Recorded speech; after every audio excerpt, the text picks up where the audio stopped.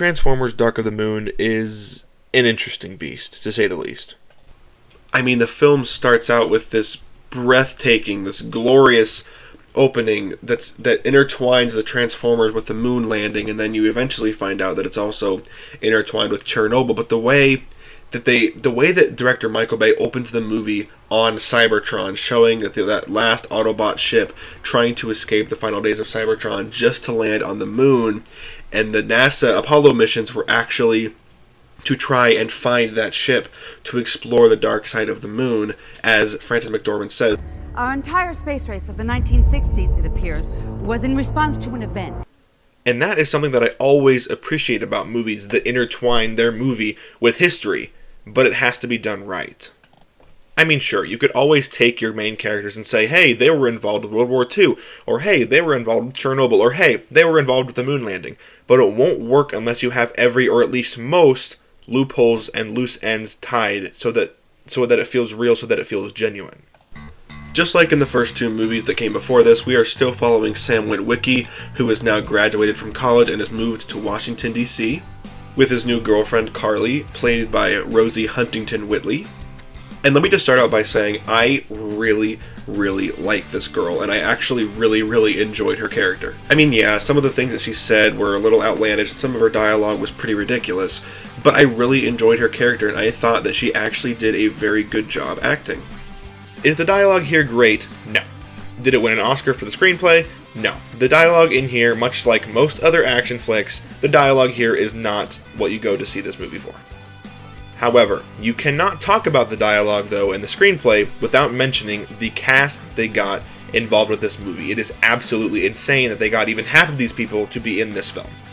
First of all, you have the goat of all goats, my favorite actress working right now, Frances McDormand, and along with every other actor involved, you can tell that everyone is just, they radiate positive energy. They are just having the time of their life. They know that this movie isn't Schindler's List, but it's not trying to be. It's not trying to be a deep philosophical Oscar winner, because it's not. That's not what Transformers is. That's not what it ever has been. So they know what they're doing, they know what they got themselves into, and they are having the best time of their lives, and you can tell.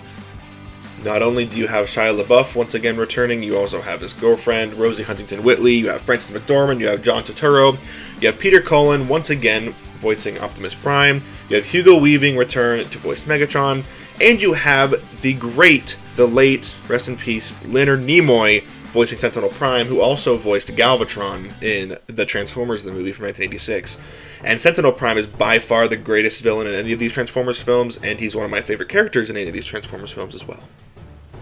One thing I love about Michael Bay, and one reason he's one of my favorite directors working today, is that he makes movies that are unique. He makes movies with experiences that you will not be able to get anywhere else. Where else are you going to see something like this? Or this?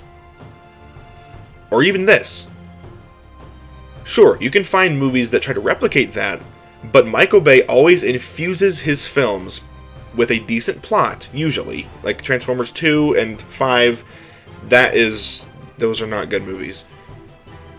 But he infuses them with these action scenes and these giant spectacle that you cannot get anywhere else. You cannot get them anywhere else but a Michael Bay film. Quick side note here, if you know me in real life, and we've talked about Marvel in any capacity, you know that I despise Thor Ragnarok. I do. I don't think it's a good movie, I don't like what they did to Thor's character, whatever. But I rewatched it recently, and it wasn't as bad as I remember. And I rarely ever do this, but when I go into a movie, Thor Ragnarok specifically, I went into that movie with preset expectations. I expected a follow-up to Thor the Dark World, in a sense. I expected them to carry over his character in a natural progression, and that's not what they did. They turned him into a wisecracking machine that spews one-liners every 5 seconds, and I didn't like that. But clearly a lot of people did, so obviously I'm in the minority here. But the point that I'm trying to make is that I went against what I believe in regard to reviewing movies, is I went into Thor Ragnarok with preset expectations. Much like a big reason people don't like The Last Jedi is they went in and saying, if this might happen, this needs to happen, or this movie's going to be garbage. And I walked into Thor Ragnarok with preset expectations saying this needs to happen and this needs to happen, or this is not going to be a good Thor movie. And I think that's what people do with Transformers movies too, is that they expect something that they're not going to get. Are you going to get an Oscar-winning director with an Oscar-winning screenwriter with an Oscar-winning script? No, you're not. You're not going to get any of that, and if you expect that, you're setting yourself up for failure.